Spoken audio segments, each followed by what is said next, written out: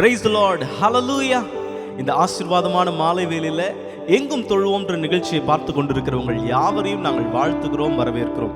எத்தனை பேர் சந்தோஷமா இருக்கிறீங்க? இந்த மாலை வேளையில நாம் எல்லாரும் சேர்ந்து ஆண்டவருடைய நாமத்தை மகிமைப்படுத்தி அவரை நாம் உயர்த்தி பாட போகிறோம். ஆமென். அவர் ரொம்ப நல்லவர். இந்நாள் வரையிலும் நம்மை ஆசீர்வதித்து நம்மை காப்பாற்றி வழிநடத்தி வந்திருக்கிறார்.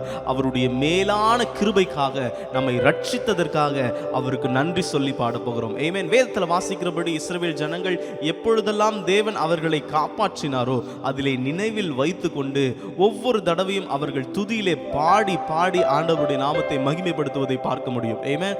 ராஜாக்களின் காலமாயிருந்தாலும் சரி, அது அப்போஸ்தலருடைய காலமாயிருந்தாலும் சரி, எல்லா காலத்திலும் தேவன் அவர்களை காப்பாற்றினார், அவர்களை ரட்சித்தார் என்று சொல்லி துதி பாடிக்கொண்டே இருந்தார்கள். ஆமென். இந்த வேளையிலும் கூட தேவன் நமக்கு கொடுத்திருக்கிற இந்த மேலான ரட்சிப்பிற்காக ஆண்டவருக்கு நன்றி சொல்லி பாட போகிறோம். ஆமென். என்னோடு கூட சேர்ந்து அவருடைய நாமத்தை மகிமைப்படுத்துவீர்களா? சேர்ந்து பாடுவோம். ஜீசஸ்.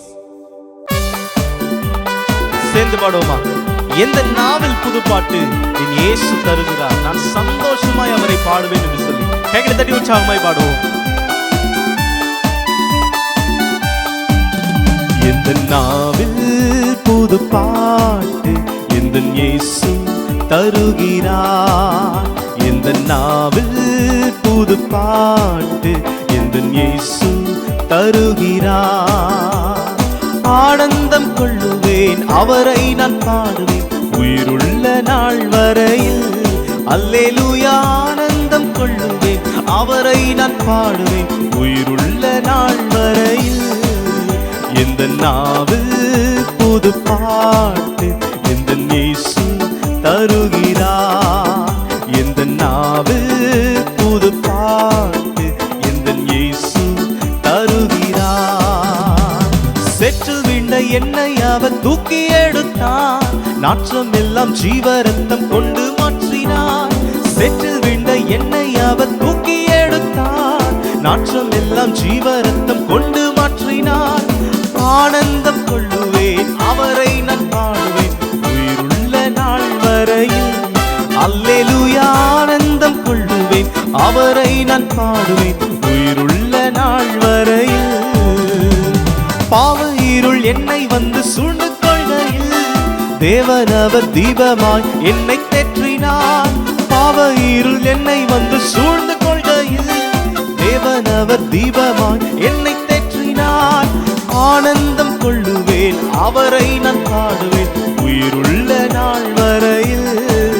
சேர்ந்து பாடுவீங்களா? அவரை நான் பாடுவேன். இவ்வுலக பாடு, இவ்வுலக பாடு என்னை என்ன செய்திடும், அவ்வுலக வாழ்வை காண காத்திருக்கிறேன். இவ்வுலக வாழ்வு என்னை அவ்வுலக வாழ்வை காண காத்திருக்கிறேன். ஆனந்தம் கொள்ளுவேன், அவரை நான் பாடுவேன் உயிருள்ள நாள் வரையில். அல்லேலூயா. ஆனந்தம் கொள்ளுவேன் உயிருள்ள நாள் வரையில். எந்த நாவில் புது பாட்டு எந்த இயேசு தருகிறார், எந்த நாவில் புது பாட்டு. ஆனந்தம் கொள்ளுவேன், ஆனந்தம் கொள்ளுவேன், அவரை நான் பாடுவேன் உயிருள்ள நாள் வரையில். அல்லேலூயா. ஆனந்தம் கொள்ளுவேன் உயிருள்ள நாள் வரையில். ஹல்லேலூயா. சொல்லுவீங்களா? சேற்றில் கிடந்த என்னை அவர் தூக்கி எடுத்தார். ஆமென். நாற்றமான வாழ்க்கையை மனம் வீச செய்யும்படி என்னை தம்முடைய இரத்தத்தினாலே அவர் கழுவி எடுத்தார். ஹல்லேலூயா. சேர்ந்து பாடுவோமா? சேற்றில் வீழ்ந்த என்னை அவர் தூக்கி எடுத்தார், நாற்றம் எல்லாம் ஜீவரத்தம் கொண்டு மாற்றினார். சேற்றில் வீழ்ந்த என்னை அவர் தூக்கி எடுத்தார், நாற்றம் எல்லாம் ஜீவரத்தம் கொண்டு மாற்றினார். ஆனந்தம் கொள்ளுவேன், அவரை நான் பாடுவேன் உயிருள்ள நாள் வரையில். அல்லேலூயா. ஆனந்தம் கொள்ளுவேன், அவரை நான் பாடுவேன் உயிருள்ள நாள் வரையில். ஹல்லேலூயா. நல்ல உற்சாகமா கைகளை தட்டி ஆண்டவருக்கு மகிமை செலுத்துவீங்களா? நாள்தோறும் அவரை துதிப்பேன். அவர் என்னை ரட்சித்திருக்கிறார், அவர் என்னை காப்பாற்றி இருக்கிறார், தன்னுடைய கண்ணின் இமை போல என்னை காப்பாற்றி வந்திருக்கிறார். அவர் ரொம்ப நல்லவர். ஹல்லேலூயா. அவர் இன்னும் துதி பாட போகிறோம். வேதத்துல நாம் வாசிக்கிறோம், எபிரேயர் 12ஆம் அதிகாரம் முதல் வசனத்துல, மேகம் போன்ற இத்தனை திரளான சாட்சிகள் நம்மை சூழ்ந்து கொண்டிருக்க, பாரமான யாவற்றையும் நம்மை நெருங்கி சூழ்ந்து நின்று கொண்டிருக்கிற எல்லா பாவங்களையும் உதறி தள்ளிவிட்டு விசுவாசத்தை துவக்குகிறவரும் அதை முடிக்கிறவருமாகிய இயேசு கிறிஸ்துவின் மேலே நம்பிக்கை வைத்து நம்முடைய ஓட்டத்திலே பொறுமையோட ஓட கடவோம். ஆமென். மேகம் போன்ற திரளான சாட்சிகள். வேதத்துல வாசிக்கிற பரிசுத்தவான்கள் இயேசு கிறிஸ்துவின் மீது வைத்திருக்கிற நம்பிக்கை, பழைய ஏற்பாட்டு காலத்துல தேவன் மீது அவர்கள் வைத்த பெரிய விசுவாசம், ஹல்லேலூயா, அவர்களை காப்பாற்றியது. எத்தனை பேர் ஆண்டவரை விசுவாசிக்கிறீங்க? அவர்கள் எல்லாரும் தேவன் சொன்ன வாக்குத்தத்தத்தை விசுவாசித்தார்கள். அது அவர்கள் வாழ்க்கையில ஆண்டவர் நிறைவேறினதை பார்த்தார்கள். ஹல்லேலூயா. ஆண்டவர் அதை நிறைவேற்றினார். இந்த மாலை வேளையில நாம் ஒரு விசுவாசத்தோடு கூட பாட போகிறோம். தேவனே, நீர் எங்களுக்கு கொடுத்த வாக்குறுதியை, வாக்குத்தத்தங்களை நீர் நிறைவேற்ற உண்மையுள்ளவர் தகப்பனே. நீ சொன்னதை செய்யும் அளவும் எங்களை கைவிடுவதே இல்லை என்று சொல்லி எல்லாம் சந்தோஷமா பாடலாமா? முன்னோர்கள் உன் மீது நம்பிக்கை வைத்தார்கள், அவர்கள் தேவன் வாக்கு பண்ணினதை சுதந்திரித்துக் கொண்டார்கள். இந்த வேளை நாங்களும் அறிக்கை செய்கிறோம், வாக்குறுதியை பிடித்துக் கொள்ளுகிறோம். கர்த்தர் எல்லாவற்றையும் செய்து முடிப்பார் என்று சொல்லி சந்தோஷமா கைகளை தட்டி பாடுவோமா? Jesus glory. நல்லா சேர்ந்து கைகளை தட்டி உற்சாகமாய் பாடுவோம். ஹல்லேலூயா. பிரைஸ்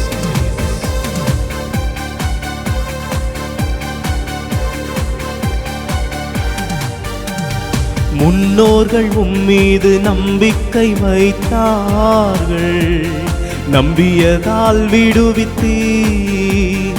முன்னோர்கள் உம்மீது நம்பிக்கை வைத்தார்கள், நம்பியதால் விடுவித்தீர். வேண்டினார்கள், கூப்பிட்டார்கள், விடுவிக்கப்பட்டார்கள். வெட்கப்பட்டு போகவில்லை, ஏமாற்றம் அடையவில்லை. சொல்வீங்களா? வேண்டினார்கள், வேண்டினார்கள், கூப்பிட்டார்கள், விடுவிக்கப்பட்டார்கள். வெட்கப்பட்டு போகவில்லை, ஏமாற்றம் அடையவில்லை. கட்ட கொடுத்த வாக்குறுதியை நிறைவேற்ற வல்லவர் என்று, கட்ட கொடுத்த வாக்குறுதியை நிறைவேற்ற வல்லவர் என்று தயங்காமல் நம்பியதால் ஆபிரகாம் தகப்பனானார். தயங்காமல் நம்பியதால் ஆபிரகாம் தகப்பனானான். சொல்வீங்களா? அறிக்கை செய்வோம், ஜெயம் எடுப்போம், வாக்குறுதி பிடித்துக் கொண்டு. அறிக்கை செய்வோம், ஜெயம் எடுப்போம், வாக்குறுதி பிடித்துக் கொண்டு. முன்னோர்கள் உம்மீது நம்பிக்கை, நம்பியதால் விடுவித்தீர். முன்னோர்கள் உம்மீது நம்பிக்கை வைத்தார்கள், நம்பியதால் விடுவித்தீர். ஓ, சிறையிருப்பை திருப்புவேன் என்று கர்த்தர் சொன்ன வாக்குறுதியை தானியேல் பிடித்து கொண்டு, ஹல்லேலூயா, அவன் ஜெபித்து ஜெயம் எடுத்தான். நம்முடைய வாழ்க்கையிலே ஆண்டவர் சொன்ன வார்த்தையை நிச்சயம் நிறைவேற்றுவார். ஓ ஹல்லேலூயா ஜீசஸ். சிறையிருப்பை திருப்புவேன் என்று கர்த்தர் சொன்ன வாக்குறுதியை, சிறையிருப்பை திருப்புவேன் என்று கர்த்தர் சொன்ன வாக்குறுதியை பிடித்துக் கொண்டு தானியேல் என்று ஜெபித்து ஜெயம் எடுத்தான். பிடித்துக் கொண்டு தானியேல் என்று ஜெபித்து ஜெயம் எடுத்தான். அறிக்கை செய்வோம், ஜெயம் எடுப்போம், வாக்குறுதி பிடித்துக் கொண்டு ஜெயம் எடுப்போம். ஓ வாக்குறுதி வாக்குறுதி பிடித்துக் கொண்டு முன்னோர்கள் உம்மீது நம்பிக்கை வைத்தார்கள், நம்பியதால் விடுவித்தீர். சேர்ந்து பாடுவீங்களா? முன்னோர்கள் உம்மீது நம்பிக்கை வைத்தார்கள், நம்பியதால் விடுவித்தீர். தேசத்துக்கு திரும்பி போனி நன்மை செய்வேன் என்று தேவன் சொன்னபடி, ஹல்லேலூயா, யாக்கோபும் தன் வாழ்க்கையில அவன் திரும்பி போகிறான். அவன் சொன்ன வார்த்தையை நம்பி போகிறான். அவன் ஜெயம் எடுத்தான். சொல்லுங்க, நாமும் ஜெயம் எடுப்போம். யாக்கோபு ஜெயம் எடுத்ததை போல நீங்களும் நானும் ஜெயம் எடுப்போம். ஆமென். தேசத்திற்கு திரும்பி போனி என்னை செய்வேன் என்று சொன்னாரே. பாடுவீங்களா? தேசத்திற்கு திரும்பி போனி நன்மை செய்வேன் என்று சொன்னாரே. அந்த திருவார்த்தையை பிடித்துக் கொண்டு ஜேக்கப் ஜெயம் எடுத்தார். அந்த திருவார்த்தையை பிடித்துக் கொண்டு ஜேக்கப் ஜெயம் எடுத்தார். அறிக்கை செய்வோம், ஜெயம் எடுப்போம், வாக்குறுதி பிடித்துக் கொண்டு. அறிக்கை செய்வோம், ஜெயம் எடுப்போம், வாக்குறுதி பிடித்துக் கொண்டு. முன்னோர்கள் உம்மீது நம்பிக்கை வைத்தார்கள், நம்பியதால் விடுவித்தீர். முன்னோர்கள் உம்மீது நம்பிக்கை வைத்தார்கள், நம்பியதால் விடுவித்தீர். சேர்ந்து பாடுங்கள். வேண்டினார்கள், வேண்டினார்கள், கூப்பிட்டார்கள், விடுவிக்கப்பட்டார்கள். வெட்கப்பட்டு போகவில்லை, ஏமாற்றம் அடையவில்லை. வெட்கப்பட்டு போகவில்லை, ஏமாற்றம் அடையவில்லை. நல்லா உற்சாகமா கைகளை தட்டி அப்பாவுக்கு நன்றி சொல்லுவீங்களா? ஹல்லேலூயா, ஹல்லேலூயா. கர்த்தர் கொடுத்த வாக்குறுதியை அவர் நிறைவேற்ற வல்லவராய் இருக்கிறார். அவர் பொய் சொல்ல மனிதன் அல்ல, மனம் மாற மனுபுத்திரனும் அல்ல. அவர் சொல்லியும் செய்யாதிருப்பாரோ? அவர் வாக்குரைத்தும் நிறைவேற்றாமல் போவாரோ? அவர் வாக்கிலே உண்மையுள்ள தகப்பன் அவர். ஓ ஹல்லேலூயா, ஹல்லேலூயா. வாக்குத்தத்தங்களை கொடுத்தவரே, எங்கள் நேசர் நீங்க தான் ஆண்டவரே. எங்கள் இதயத்தை கவர்ந்தவர், எங்கள் இருதயத்திலே வாழுகிற நல்ல தகப்பன் நீங்க ஆண்டவரே. நாங்களுமே வியத்தி பாடுகிறோம், நாங்களுமே நேசிக்கிறோம் ஆண்டவரே. என் நேசர் நீதான் ஐயா, நான் உம்மை நேசிக்கிறேன் என்று சொல்லி ஒரு ஆசை பாடலாக, அன்பு பாடலாக ஆண்டவரை பார்த்து பாடலாமா? ஜீசஸ், என் நேசர் நீதான் ஐயா, நேசிக்கின்றேன் உம்மைத்தான் ஐயா. என் நேசர் நீதான் ஐயா, நேசிக்கின்றேன் உம்மைத்தான் ஐயா. எனது ஆன்மா உம்மை நினைத்து எந்நாளும் மேங்குதையா.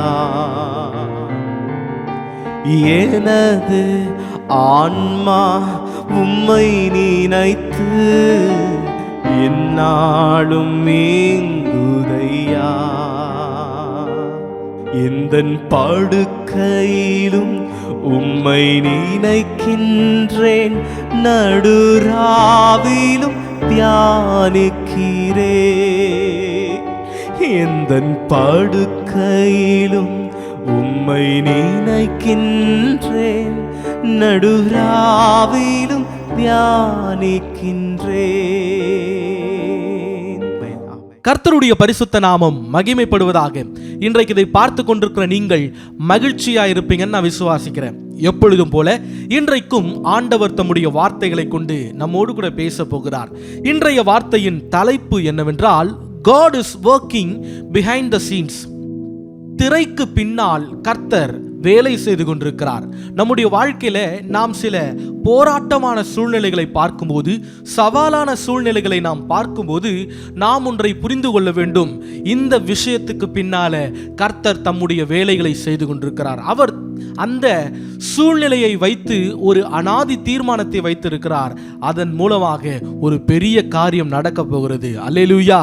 ஏன் இப்படி சொல்லுகிறேன் என்றால், யூதர்கள் பொதுவாக சொல்லுவார்கள், அவர்களுடைய மொழி, கலாச்சாரம், அவங்களுடைய நிலப்பரப்புகள் முதற்கொண்டு எல்லா இடங்களிலும் யாவே தெய்வம் நிறைந்திருக்கிறார் என்று சொல்லுவார்கள்.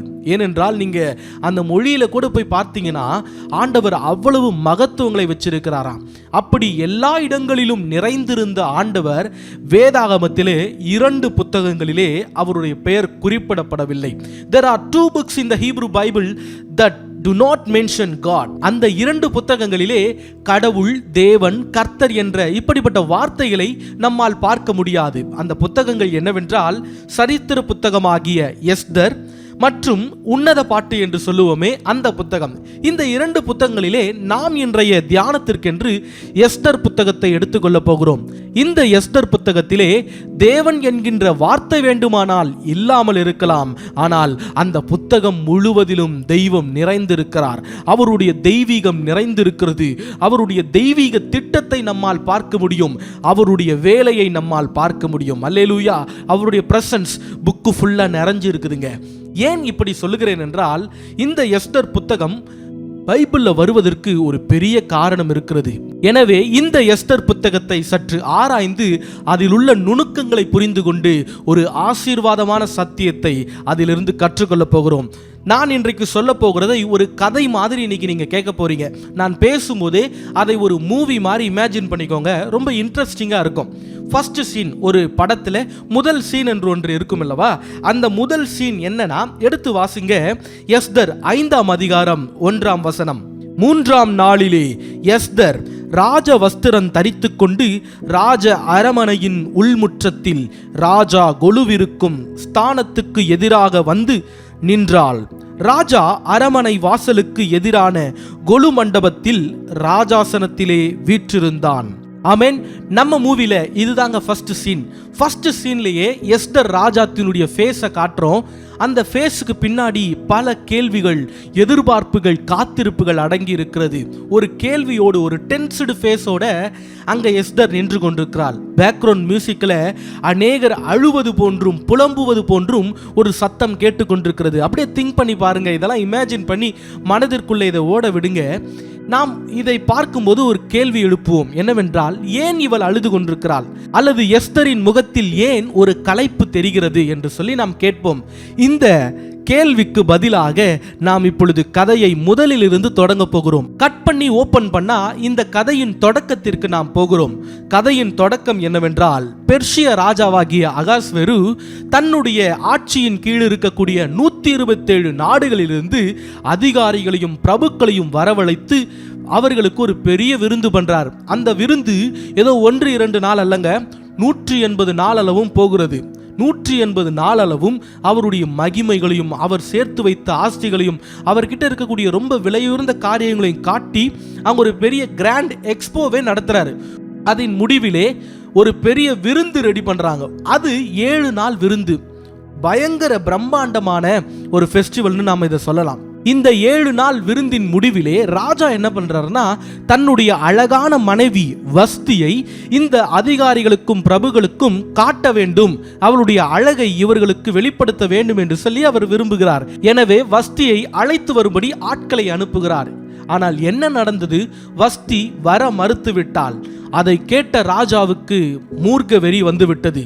அவர் அந்த வஸ்தியை அவளுடைய பதவியிலிருந்து இறக்கி விடுகிறார். பின்பு ஒரு புதிய ராணிக்கான தேடுதல் வேட்டை ஆரம்பமானது. அவருடைய ராஜ்யத்தின் கீழ் இருக்கும் அனைத்து அழகான பெண்களையும் அழைத்து வரச் சொல்லி அதிலிருந்து ஒரு பெண்ணை ராஜா தேர்ந்தெடுக்க போகிறார். இதுதான் அடுத்து நடந்தது. இதெல்லாம் அப்படியே கற்பனை பண்ணி பாருங்க. அதற்கடுத்து என்ன நடந்ததுன்னா, அநேக அழகான பெண்கள் வரவழைக்கப்படுகிறார்கள். 1 வருடம் ஆயத்தமாகிறார்கள். ராஜாவுடைய கண்களிலே அழகாய் தெரிய வேண்டும் என்று சொல்லி அவர்களை ரொம்ப மெருகேற்றி அழகுபடுத்தி ஆயத்தமாக்குகிறார்கள். ஆனால் ராஜாவினுடைய கண்களிலே ஒரு அழகான யூத பெண் தென்பட்டாள். அவள் பெயர்தான் எஸ்தர். இந்த எஸ்தர் தன்னுடைய உறவினரான மொர்தெகாய் என்பவனால் வளர்க்கப்பட்டவள். அவளுக்கு அப்பா அம்மா யாரும் கிடையாது. அதாவது மொர்தெகாயின் சிறிய தகப்பன் மகள் தான் இந்த எஸ்தர். சொல்லப்போனால் ஒரு கசின் சிஸ்டர் என்று கூட சொல்லலாம். ஆனால் இந்த மொர்தெகாய் தான் அந்த எஸ்தரை வளர்த்தான். இப்பொழுது ராஜாவின் அரண்மனையிலே எஸ்தர் ராஜாத்தியாகிவிட்டாள். எஸ்தர் தான் ஒரு யூத பெண் என்பதை மறைத்து வைத்திருந்தாள், யாருக்கும் அதை வெளிப்படுத்தல. இப்படியே நாட்கள் செல்லுகிறது. ஒரு நாள் 2 வேவுக்காரர்கள் ராஜாவாகிய அகாஸ்வேருவை கொலை செய்ய திட்டம் போடுகிறார்கள். அந்த பிளானை எப்படியோ மொர்தெகாய் ஒட்டு கேட்டு விடுகிறார். அந்த செய்தியை அறிந்து கொண்ட மொர்தெகாய் உடனே அதை எஸ்தருக்கு தெரிவிக்கிறான். தெரிவித்த உடனே அந்த 2 வேவுக்காரர்களும் பிடிபட்டார்கள், தூக்கிலிடப்பட்டார்கள். இதெல்லாம் கொஞ்சம் அப்படியே நீங்க மனதில் வைத்துக் கொள்ளுங்கள். இதுதான் இன்ட்ரோடக்ஷன் சீன். இப்பொழுது ராஜா யாருன்னு தெரிஞ்சிருக்கு நமக்கு. எஸ்தர் எப்படி ராணியாக்கப்பட்டால் நமக்கு தெரியும். அதே போல மொர்தெகாய் ஒரு முறை ராஜாவை காப்பாற்றியிருக்கிறார் என்பதும் நமக்கு தெரியும். இதுதான் இன்ட்ரோடக்ஷன். இப்போதாங்க வில்லன் என்ட்ரி வருது. வில்லன் யார் தெரியுமா? இந்த கதையிலே ஆமான் என்பவன் தான் வில்லன். அதை வாசிக்கலாமா? எஸ்தர் 3ஆம் அதிகாரம் 1 வசனம். இந்த நடபடிகளுக்கு பின்பு ராஜாவாகிய அகாஸ்வேரு அம்மெதாத்தாவின் குமாரனாகிய ஆமான் என்னும் ஆகாகியனை மேன்மைப்படுத்தி தன்னிடத்தில் இருக்கிற சகல பிரபுக்களுக்கும் மேலாக அவனுடைய ஆசனத்தை உயர்த்தி வைத்தான். பாருங்க, இங்க ஆமான் என்கின்ற ஒரு துஷ்ட மனிதன் ஆட்சிக்கு வருகிறான். ஆட்சியிலே துஷ்ட மனிதர்கள் இருப்பார்கள் என்றால் அவர்கள் ஆட்சியின் கீழ் இருக்கும் நல்லவர்களுக்கு எப்பொழுதும் ஆபத்து தான். ஏன் சொல்றேன்னா, அதே அதிகாரத்திலே 5ஆம் வசனத்திலே யூத மனிதனாகிய மொர்தெகாய்க்கும் இந்த ஆமானுக்கும் ஒரு கிளாஷ் வருகிறது, ஒரு மோதல் வருகிறது. எப்படின்னா, மொர்தெகாய் எப்பொழுதெல்லாம் ஆமானை பார்க்கிறானோ தலை வணங்காமல் நின்று கொண்டிருப்பானாம். மற்ற எல்லாரும் தலை வணங்குவார்கள். இது ஆமானுக்கு ஒரு கோபத்தை உண்டாக்கியது. நான் வரும்பொழுது இந்த ஒரு மனிதன் மட்டும் என்னை தலை வணங்க மாட்டானே அப்படின்னு சொல்லி அவனுக்கு ஒரு கோபம். ஒருவேளை மொர்தெகாய் ஜீவனுள்ள தேவனை தவிர வேற யாரையும் நான் தலை வணங்க மாட்டேன் அப்படின்னு சொல்லி நினைச்சிட்டு இருக்கலாம். அவருக்குள்ளே அந்த வைராக்கியம் இருந்தது. ஆனால் ஆமானுக்கோ மொர்தெகாயை பார்க்கும் பொழுதெல்லாம் கோபம். அந்த கோபம் கொஞ்சம் கொஞ்சமாக டெவலப் ஆகி எப்படி போய் முடியுதுன்னா, அவன் ஒருத்தனை மட்டும் நான் சாகடிக்க மாட்டேன், அவனுடைய இனத்தையே நான் கொல்லப் போகிறேன் என்று சொல்லி அவன் வகை தேடுகிறான். அவன் ஒருத்தனை மட்டும் சாகடிக்க முடியும், ஆனால் அது எனக்கு அற்ப காரியம், அது ரொம்ப ஈஸியாக முடிச்சிருவேன். ஆனால் நான் என்ன பண்ண போகிறேன்னா, மொர்தெகாயின் இனத்தையே அழிக்க போகிறேன்னு சொல்லி ஆமான் ஒரு திட்டம் தீட்டுகிறான். அதை தான் 3ஆம் அதிகாரம் 6ஆம் வசனத்திலே வாசிக்க முடியும். The plot to kill the Jews. அந்த திட்டத்தை தீட்டியது மட்டுமல்ல, அதை செயல்படுத்தவும் ஆரம்பிக்கிறான். ராஜாவினிடத்திலே வஞ்சகமாய் பேசி யூதர்கள் எல்லாரையும் அழித்து கொன்று நிர்மூலமாக்கும்படி கட்டளையை பிறப்பிக்கிறான். யோசிச்சு பாருங்க, அகாஸ்வேரு ராஜாவின் ஆட்சியின் கீழ் 127 நாடுகள் இருந்தது. அத்தனை நாடுகளில் உள்ள யூதர்களையும் கொன்று குவிக்கும்படி ஒரு கொடிய திட்டம் தீட்டப்பட்டது. குழந்தைகளை கூட அவர்கள் விட்டு வைக்கவில்லையாம். அப்படிப்பட்ட ஒரு மோசமான கட்டளை பிறப்பிக்கப்பட்டிருந்தது. அது மட்டும் நடந்திருந்ததுன்னா நெகேமியா எழும்பியிருக்க முடியாது, அலங்கம் கட்டப்பட்டிருக்க முடியாது. அதற்கு பின்பாக இருக்கக்கூடிய யூதர்களுடைய வரலாறே மாறி போயிருக்கும்.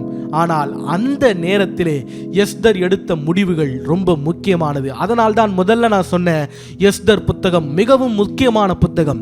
அந்த புத்தகத்திலே கடவுள் என்கின்ற வார்த்தை வேண்டுமானால் இல்லாமல் இருக்கலாம், ஆனால் முழுக்க முழுக்க தெய்வீகம் நிறைந்திருக்கிறது. அதிலே கர்த்தர் திரைக்கு பின்னால் இருந்து வேலைகளை செய்து கொண்டிருந்தார். எப்படி தெரியுமா? அந்த கட்டளைக்கு பின்பாக சூசான் நகரம் கலங்கிற்று என்று நாம் வாசிக்கிறோம். எப்படிப்பட்ட மோசமான சூழ்நிலை பாருங்கள். தன்னுடைய இனமே அழிக்கப்பட போகிறது. இந்த கவலை மொர்தெகாய்க்கு அதிகமாக இருந்தது. எனவே இந்த செய்தியை எப்படியாவது எஸ்தருக்கு தெரிவிக்க வேண்டும் என்று சொல்லி அவர் முயற்சி செய்து 4ஆம் அதிகாரம் 13-14 அவர் சில வார்த்தைகளை சொல்லுகிறார். என்னவென்று கவனியுங்கள். மொர்தெகாய் எஸ்தருக்கு திரும்ப சொல்லச் சொன்னது, நீ ராஜாவின் அரமனையில் இருக்கிறதினால் மற்ற யூதர் தப்பக்கூடாதிருக்க நீ தப்புவாய் என்று உன் மனதிலே நினைவு கொள்ளாதே. நீ இந்த காலத்திலே மௌனமாயிருந்தால் யூதருக்கு சகாயமும் ரட்சிப்பும் வேறொரு இடத்திலிருந்து எழும்பும். அப்பொழுது நீயும் உன் தகப்பன் குடும்பத்தாரும் அழிவீர்கள். நீ இப்படிப்பட்ட காலத்துக்கு உதவியாயிருக்கும்படி உனக்கு ராஜ மேன்மை கிடைத்திருக்கலாமே, யாருக்கு தெரியும் என்று சொல்லச் சொன்னான். அப்பொழுது எஸ்தர் மொர்தெகாய்க்கு மறுபடியும் சொல்ல சொன்னது, நீர் போய் சூசானில் இருக்கிற யூதரையெல்லாம் கூடிவரச் செய்து 3 நாள் அல்லும் பகலும் புசியாமலும் குடியாமலும் இருந்து எனக்காக உபவாசம் பண்ணுங்கள், நானும் என் தாதிமாரும் உபவாசம் பண்ணுவோம். இவ்விதமாக சட்டத்தை மீறி ராஜாவினிடத்தில் பிரவேசிப்பேன், நான் செத்தாலும் சாகிறேன் என்று சொல்ல சொன்னாள். இங்கு மொர்தெகாய் இந்த கொடிய கட்டளையை பற்றி எஸ்தருக்கு தெரிவிக்கிறான். அதை கேட்ட எஸ்தர் சொல்றா, சரி ஓகே, நீங்க எனக்காக ஜெபம் பண்ணுங்க, நான் கட்டளையை மீறி ராஜாவிடத்துல பிரவேசிக்கிறேன், நான் செத்தாலும் சாகிறேன் அப்படின்னு சொல்லி ஒரு போல்டான டெசிஷன் எடுக்கிறான். ஏன் இந்த போல்டான டெசிஷன் நீங்க கொஞ்சம் கவனிச்சு பார்த்தீங்கன்னா, அதற்கு முன்னாடி 30 நாள் ராஜாத்தியாகிய எஸ்தரை அழைக்கவே இல்லை, அவளை பார்க்கவே இல்லை. ராஜாவுக்கு அவருடைய வேலைகளே சரியா இருந்தது. ஸோ 30 நாள் வரைக்கும் ராஜா அழைக்கவே இல்லை. இன்னொன்று என்னன்னா, ராஜா அழைக்காமல் அவருடைய பெர்மிஷன் இல்லாம ராஜாவிடத்துல யாரும் வரக்கூடாது. அந்த அரண்மனையின் புரோட்டோகால் அது. அந்த புரோட்டோகாலை நான் பிரேக் பண்ணி அவர் கூப்பிடாமலே, அவருடைய அழைப்பு இல்லாமலே, வித்தவுட் பெர்மிஷன் நான் அரண்மனைக்குள்ளே போகிறேன் என்று சொல்லுகிறாள். இப்படிப்பட்ட ஒரு மோசமான சூழ்நிலையிலே தன்னுடைய இனத்திற்காக எஸ்தர் நின்று கொண்டிருக்கிற காட்சி தான் முதல் காட்சியாக நான் உங்களுக்கு சொன்னேன்.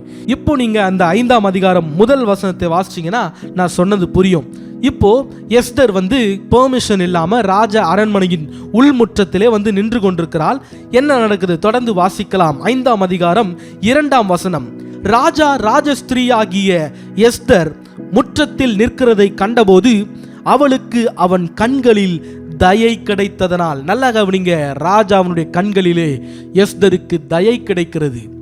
பெர்மிஷன் இல்லாம வந்ததுக்கு ஒருவேளை அவளை கொலை செய்யலாம், அவர்களுக்கு அந்த ரூல்ஸ் இருக்குது. ஆனா ராஜா கண்களிலே தயை கிடைச்சதுனால அவர் என்ன பண்றாருன்னா, ராஜா தன் கையில் இருக்கிற பொற்செங்கோலை எஸ்தரிடத்திற்கு நீட்டினான். அப்பொழுது எஸ்தர் கிட்ட வந்து கோலின் நுனியை தொட்டாள். இது அவர்களுடைய வழக்கம். ராஜா பொற்செங்கோலை நீட்டினார் அப்படின்னா பெர்மிஷன் கொடுத்துட்டாரு, இப்போ உனக்கு என்ன வேணுமோ கேளு அப்படின்றது அர்த்தம். ராஜா என்ன சொல்றாருன்னா, எஸ்தரை பார்த்து உனக்கு என்ன வேணுமோ கேளு, இந்த ராஜ்யத்துல பாதியை கேட்டாலும் உனக்கு தருவேன் அப்படின்னு சொல்றாரு. எஸ்தர் உள்ளே அனுமதிக்கப்பட்டு விட்டால் இப்போ உன் பெட்டிஷனை கேளுன்னு சொல்லி ராஜா சொல்லிட்டாரு. நீங்களும் நானும் இருந்திருந்தா என்ன பண்ணியிருப்போம்? உடனே தம்முடைய அங்கலாய்ப்புகள் எல்லாம் கொட்டி தீர்த்திருப்போம். ஆனால் எஸ்தர் அங்கே அதை செய்யவில்லை.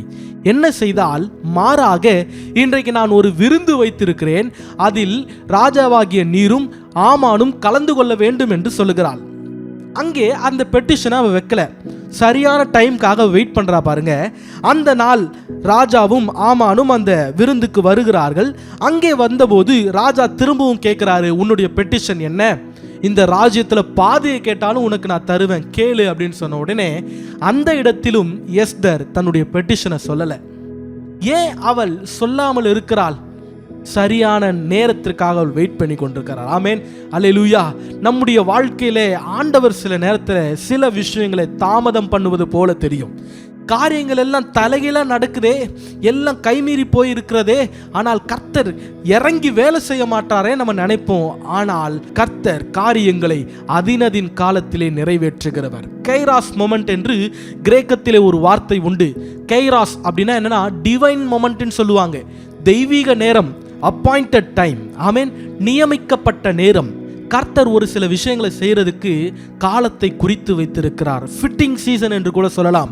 அந்த காரியம் இந்த நேரத்தில் தான் நடக்கணும்னு சொல்லி கர்த்தர் குறித்து வைத்திருக்கிறார். So Esther waited for the kairos moment to happen. அவளுடைய வாழ்க்கையிலே கடவுள் சரியான நேரத்தை குறித்து வைத்திருந்தார். அந்த நேரத்துக்காக அவள் வெயிட் பண்ணா. என்ன நடந்ததுன்னா, எஸ்தர் அந்த 2வது முறையும் அவளுடைய பெட்டிஷனை சொல்லாம, நாளைக்கு திரும்பவும் நீரும் ஆமானும் நான் செய்ய போகிற இன்னொரு பந்திக்கு, அந்த விருந்துக்கு வர வேண்டும், அப்பொழுது நான் என்னுடைய விஷ கேட்பேன், என்னுடைய பெட்டிஷனை நான் உங்ககிட்ட சொல்றேன் அப்படின்னு சொல்லி எஸ்தர் சொல்லுகிறாள். அந்த ஒரு நாளிலே கர்த்தர் என்ன செய்ய போகிறார்? நீங்க யோசிக்கலாம். ஓவர் நைட்ல சில சேஞ்சஸ் நடக்குது பாருங்க. அது மனிதனால் யோசித்து கூட பார்க்க முடியாது. மனிதனுடைய மூளை கேட்டாத பல மாற்றங்கள் அந்த ஓவர் நைட்ல நடக்குது. அந்த ஒரு நாள் காலகட்டத்துக்குள்ளே அத்தனையும் ஆண்டவர் செய்து ஆயத்தம் பண்ணி விடுகிறார். அதற்கு பின்பு எஸ்தர் அந்த வேண்டுதலை கேட்டாள்னு சொன்னா அடுத்தடுத்து எல்லாம் கர்த்தர் நினைச்ச மாதிரி நடக்கும். என்ன நடந்தது அந்த ஒரு நாள்ல கொஞ்சம் வாசிக்கலாமா? Results of the kairos moment. தேவனுடைய அந்த தெய்வீக நேரத்திற்காக எஸ்தர் வெயிட் பண்ணதுனால என்ன ரிசல்ட்? முதல்ல Haman dig his own grave, தன்னுடைய சாவு குழியை தானே தோண்டினான் என்று சொல்வார்கள் அல்லவா, அந்த மாதிரி எஸ்தர் இப்பொழுது விருந்துக்கு அழைக்கிறாள். தன்னையும் ராஜாவையும் பர்சனலா இன்வைட் பண்ணியிருக்கிறான்னு தெரிஞ்ச உடனே ஆமானுக்கு ஒரே சந்தோஷம். அந்த சந்தோஷத்தோட அரண்மனையிலிருந்து வெளியே வருகிறார். திரும்பவும் ஆமான் மொர்தெகாயை பார்க்கிறான். மொர்தெகாய் வணங்கவே இல்லை. அவனுடைய கோபம் அதிகமாகி என்ன பண்றானா, வீட்டுக்கு போய் ரொம்ப மூர்க்கத்தில் இந்த விஷயங்களை சொல்றான். ஆமான் சொல்லும்போது சிநேகிதரும் தன்னுடைய மனைவியாக சிரேஷும் என்ன சொல்றாங்க, அவனை நீங்க ஒரு ஸ்பெஷலான தூக்கு மரத்தில் சாகடிக்கணும், எனவே அவனுக்காக ஒரு தூக்கு மரத்தை நம்ம வீட்டு பக்கத்திலே செய்ய ஆரம்பிப்போம். நாளைக்கு போயிட்டு நீங்க ராஜா கிட்ட மொர்தெகாயை தூக்கில போட்டதுக்கு கட்டளையை வாங்கிட்டு வாங்க, பெர்மிஷன் வாங்கிட்டு வாங்க. நாளைக்கு அவனை தூக்கில போட்டுட்டு அதற்கு அப்புறமா எஸ்தர் இன்வைட் பண்ணி இருக்கிற அந்த விருந்துக்கு நீங்க சந்தோஷமா போலாம் அப்படின்னு சொல்றாங்க. யோசிச்சு பாருங்க, அந்த ஒரு நாள்ல அவர்கள் ஒரு தூக்கு மரத்தை செய்து அதில் மொர்தெகாய் போட வேண்டும் என்று இன்னும் மோசமான ஒரு கொடிய திட்டத்தை தீட்டுகிறார்கள். அதனால் அவர் என்ன பண்றாருன்னா, ஆமான் அந்த ஒரு நாள்ல ஒரு பெரிய தூக்கு மரத்தை செய்கிறார். அதற்கப்புறம் என்ன தெரியுமா நடந்தது? அந்த நாள் இரவிலே ராஜாவுக்கு தூக்கம் இல்லாமல் போனது. ஆண்டவர் அந்த ஒரு நைட்ல ராஜாவின் தூக்கத்தை கலைக்கிறார். அப்படியே அவருடைய வேலைகளை செய்கிறார். பாருங்க, திரைக்கு பின்னால் இருந்து கர்த்தர் தம்முடைய அதிசயமான காரியங்களை செய்ய ஆரம்பித்து விட்டார். அவர் காரியங்களை ஆர்கெஸ்ட்ரேட் பண்றாரு.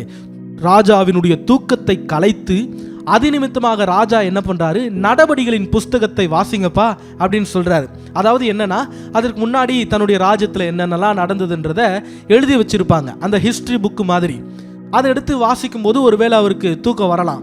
ஸோ அதை எடுத்து வாசிக்கும் போது அதில் ஒரு குறிப்பிட்ட பேஜை திருப்பி வாசிக்கிறாங்க. அது எந்த பேஜ்னா, நான் இன்ட்ரோடக்ஷன்ல சொன்னேன் இல்லையா, ராஜாவை மொர்தெகாய் என்கின்ற ஒரு யூத மனிதன் காப்பாற்றினான் என்பது அவங்களுடைய நடவடிக்கைகளின் புஸ்தகத்தில் எழுதப்பட்டிருந்தது. அந்த பேஜை அவர் திருப்பி வாசிக்கும் போது ராஜாவுக்கு அந்த நேரத்தில் அது ஞாபகத்துக்கு வருது. ஓ, மொர்தெகாய் என்கின்ற அந்த மனிதன் என்னை காப்பாற்றி இருக்கிறானே, அவனுக்கு ஏதாவது சலுகை செய்யப்பட்டதா, அவனை நாம் கௌரவித்தோமா என்று சொல்லி ராஜா கேட்கிறார். உடனே அவங்க சொல்றாங்க, நம்ம எதுவுமே அவருக்கு செய்யலை அப்படின்னு சொன்ன உடனே அந்த நேரம் பாருங்க, ஆமான் அந்த தூக்கு மரத்தெல்லாம் ஃப்ரெஷ்ஷாக ரெடி பண்ணிட்டு ராஜா கிட்ட பெர்மிஷன் வாங்குறதுக்காக அந்த நைட்டு அங்கே வந்திருக்கிறார். முற்றத்தில் அவர் நின்று கொண்டிருக்கிறார். ராஜா கரெக்டா ஆமான் அங்கு நின்று கொண்டிருக்கிறதை பார்க்கிறார். அவனை உடனே அழைப்பியுங்கள் என்று சொல்லி ஆமானை உள்ளே வர வைக்கிறாங்க. உள்ளே வந்த உடனே ராஜா கேட்கிறார், ஆமான் நான் உங்ககிட்ட ஒன்று கேட்குறேன்னு எனக்கு சொல்லணும். என்னன்னா, ராஜா கனம் பண்ண விரும்புகிற ஒரு மனிதனுக்கு என்னவெல்லாம் செய்யலாம் நீ சொல்லுப்பா. ராஜா ஒருத்தனை கனம் பண்ணணும்னு நினைச்சாருன்னா என்ன செய்யணும் நீ நினைக்கிற, உன்னோட ஐடியா சொல்லுனோடனே ஆமான் பாருங்க உள்ள வந்தவன் எல்லாம் கரெக்டாக டைமுக்கு நடக்குது பாருங்க.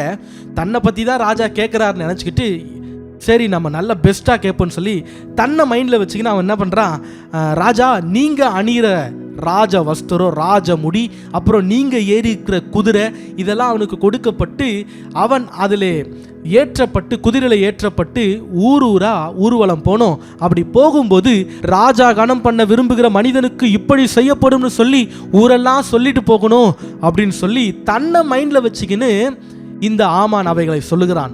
சொன்ன உடனே ராஜா என்ன திரும்ப சொன்னாரு, சரி உடனே போய் மொர்தெகாய்க்கு நீ சொன்ன மாதிரி செய்யின்னு சொல்றாரு. யோசிச்சு பாருங்க, ஆமானுடைய முகம் எவ்வளவு கருகி போயிருக்கும், எவ்வளவு மோசமா அவன் ஃபீல் பண்ணியிருப்பான், ஒரு அவமானமா இருந்திருக்கும். ஆமான் மொர்தெகாயை தூக்கிலிடுவதற்காக பெர்மிஷன் கேட்டு உள்ள வந்திருக்கிறான். உள்ள வந்தவன் அவனையே கௌரவிக்கிறதுக்காக வெளியே அனுப்பப்படுகிறான். உள்ள வந்தது ஒரு நோக்கம், வெளியில போகிறது வேற நோக்கம். கர்த்தர் காரியங்களை ரிவர்ஸ் பண்ணிட்டார் பாருங்க, தலைகீழா திருப்பிட்டாரு. அவன் போயிட்டு மொர்தெகாய்க்கு அந்த மரியாதையை செய்கிறான். அசிங்கம் மேலே அசிங்கம், அவனோட முகம் ஃபுல்லாக ரொம்ப கருகி போயிருக்கும். வீட்டுக்கு போகும்போது ரொம்ப ஷேம்ஃபுல் ஃபேஸோட தான் போயிருப்பான். வீட்டுக்கு போயிட்டு அழுகுறான், கத்துறான், உங்கள் மனைவி கிட்ட சொல்லி புலம்புறான். அவர்கள் அப்படி பேசி கொண்டிருக்கும் போதே அவர்கள் எந்த தவறான முடிவும் எடுப்பதற்கு முன்பாக நீங்கள் கொஞ்சம் யோசிச்சு பாருங்கள், ரொம்ப அவமானப்பட்டு நம்ம என்ன பண்ணுவோம், ஒன்று ஊரை விட்டு ஓடிடுவோம், இல்லை நாமே தற்கொலை செய்து கொள்வோம். இதெல்லாம் நம்ம சுற்றி நடக்கிற காரியங்கள் நம்ம பார்த்துட்டு இருக்கோம். ஒருவேளை அவன் அப்படிப்பட்ட எந்த தவறான முடிவும் எடுப்பதற்கு முன்பாகவே அவர்கள் பேசிக் கொண்டிருக்கும் போதே ராஜாவின் பிரதானிகள் வந்துட்டாங்க. யூனக்ஸ், ராஜாவினுடைய பிரதானிகள் வேகமாக வந்து உடனே அவர்கள் துரிதப்படுத்தினார்களாம். அந்த வார்த்தையெல்லாம் நீங்கள் கொஞ்சம் கவனிக்கணும். ஆண்டவர் எவ்வளோ அழகாக காரியங்களை ஆர்கெஸ்ட்ரேட் பண்ணுறாரு பாருங்க. ஆமானை துரிதப்படுத்தினார்களாம். எதற்கு? எஸ்தர் உங்களை ஒரு விருந்துக்கு கூப்பிட்டு இருந்தாங்களே, அந்த விருந்துக்கு டைம் ஆயிடுச்சு, கிளம்புங்க கிளம்புங்கன்னு சொல்லி ஆமானை துரிதப்படுத்தி அழைத்து கொண்டு போகிறார்கள். இப்பொழுது எஸ்தர் ஆயத்தப்படுத்தி இருந்த அந்த விருந்துக்கு ராஜாவும் ஆமானும் வருகிறார்கள். ராஜா கேட்கிறார் முன்பை போலவே, எஸ்தர் உனக்கு என்ன வேண்டுமோ கேளு, இந்த ராஜ்யத்தில் பாதி கேட்டாலும் உனக்கு நான் தருவேன்னு சொல்லி ராஜா ரொம்ப வித் லவ்வோட அன்போட கேட்கிறார். அப்பொழுது எஸ்தர் சரியான நேரத்தில் தன்னுடைய வாயை திறக்கிறாள். இதை அப்படியே காட்சியாக சிந்தித்து பாருங்களேன். இப்பொழுது எஸ்தர் தான் ஒரு யூத பெண் என்பதையும் ரிவியல் பண்றா, வெளிப்படுத்தி விட்டு தனக்கும் தன்னுடைய இனத்துக்கும் வரப்போகிற ஆபத்தையும் சொல்லி அதற்கு காரணமானவன் இந்த ஆமான் தான் என்று சொல்லி கை நீட்டி விடுகிறாள். ராஜாவுக்கு பயங்கர கோபம், ஆமானுக்கோ பயங்கர திகில், பயந்து விடுகிறான். ராஜா என்ன பண்ணார்னா அதை கேட்டவுடனே ரொம்ப கோபமா எழுந்து போயிட்டார். எழுந்து போன அந்த கேப்ல இந்த ஆமான் எஸ்தர் இடத்துல போய் கெஞ்சுகிறான், தன்னுடைய உயிருக்காக எப்படியாவது ஸ்பேர் மீ என்று சொல்லி என்னை எப்படியாவது விட்டு என்னுடைய உயிரை காப்பாற்று, என்னை மன்னிச்சிருன்னு சொல்லி கதறி கொண்டிருக்கும் பொழுது ராஜா திரும்பவும் வருகிறார். அதை தூரத்திலிருந்து பார்க்கும் பொழுது அவர் தவறாக புரிந்து கொண்டிருக்கிறார். நான் இருக்கும்போதே என்னுடைய அரண்மனையிலே வைத்து ராஜாத்தி இவன் கொலை செய்ய பார்க்கிறானா, பலவந்தம் செய்கிறானா என்று சொல்லி உடனே ராஜா அங்கிருந்து வருகிறார். ஆண்டவர் பாருங்க, சின்ன சின்ன நுவான்சஸ் கூட, சின்ன சின்ன நிகழ்வுகளை கூட தம்முடைய பிள்ளைகளுக்கு சாதகமாக, தம்முடைய பிள்ளைகளுக்கு நீதி கிடைக்கும்படி பயன்படுத்திக் கொள்ளுகிறார். காரியங்களை அவருக்கு சாதகமாக பயன்படுத்துறாரு. ராஜா தூரத்திலிருந்து பார்த்த அந்த சீன் அவருக்கு வேற மாதிரி கன்வே ஆகுது, வேற மாதிரி அவர் அண்டர்ஸ்டாண்ட் பண்றாரு. அதனால ஆமான் மேல இன்னும் அவர் அதிகமாக கோபப்படுறாரு. கோபப்பட்ட உடனே சேவர்களை அழைச்சி அவனை கொண்டு போங்கன்னு சொல்றாரு. வந்த சேவர்கள் என்ன தெரியுமா பண்ணாங்க? உடனே அவர்கள் முகத்தை மூடினார்களாம். இந்த வார்த்தை ராஜாவின் வாயிலிருந்து பிறந்த உடனே ஆமானின் முகத்தை மூடி போட்டார்கள். ஆமான் திரும்பியும் பேசிலாம் கன்வின்ஸ் பண்ண முடியாது. அதற்கெல்லாம் ஆண்டவர் டைமே கொடுக்கல. ராஜா வாயிலிருந்து கட்டளை வந்த உடனே சேவகர்கள் அவன் முகத்தை மூடிவிட்டார்கள். அல்லேலூயா. பிரதானிகளில் ஒருவன் சொல்றான், ராஜாவின் நன்மைக்காக பேசின இந்த மொர்தெகாய்க்கு விரோதமாக அவனை தூக்குல போடுறதுக்காக 50 முழ தூக்கு மரம் ஒன்று ஆமானின் வீட்டின் அருகே நாட்டப்பட்டிருக்கிறது அப்படின்னு சொல்லி ராஜாவுக்கு அறிவிக்கப்படுகிறது. ராஜா சொல்றாரு, அந்த தூக்கு மரத்தில் ஆமானை போடுங்க. தான் வெட்டின குழியிலே தானே விழுந்தான். பார்த்தீங்களா? ஆமானின் நிலைமை அதுதான், ரொம்ப மோசமான நிலைமை. இன்றைக்கு உங்களை பார்த்து சொல்லுகிறேன், நம்முடைய நன்மையை கெடுக்கும்படி, நாம் வளரக்கூடாது, சந்தோஷமாய் இருக்கக்கூடாது, நாம் பரிசுத்தமாய் வாழக்கூடாது, ஆண்டவருடைய சமூகத்தில் நீண்ட நேரம் ஜெபிக்க கூடாதுன்னு சொல்லி நம்முடைய எல்லா உலக வாழ்க்கையின் நன்மைகளையும் ஆவிக்குரிய வாழ்க்கையின் நன்மைகளையும் கெடுக்க முயலுகிற சாத்தானுடைய தந்திரங்களில் இருந்து ஆண்டவர் நம்மை காப்பாற்றுகிறார். எத்தனை பேர் விசுவாசிக்கிறீங்க? அல்லேலூயா. அவர் நமக்காக திரைக்கு பின்னே வேலை செய்து கொண்டிருப்பதினால் நமக்கு எந்த நஷ்டமும் மோசமும் நாசமும் வரவே வராது. இதை நீங்கள் விசுவாசிக்க வேண்டும்.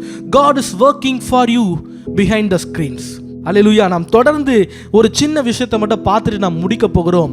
ஆண்டவர் நம்ம கூட இருப்பதினால், திரைக்கு பின்னால் அவர் வேலை செய்து கொண்டிருப்பதினால் என்ன நடக்கும்னா 5 திருப்பங்கள் நடக்கும். ஆமென். எத்தனை? 5 reversals happened in the book of Esther. என்னென்ன தெரியுமா?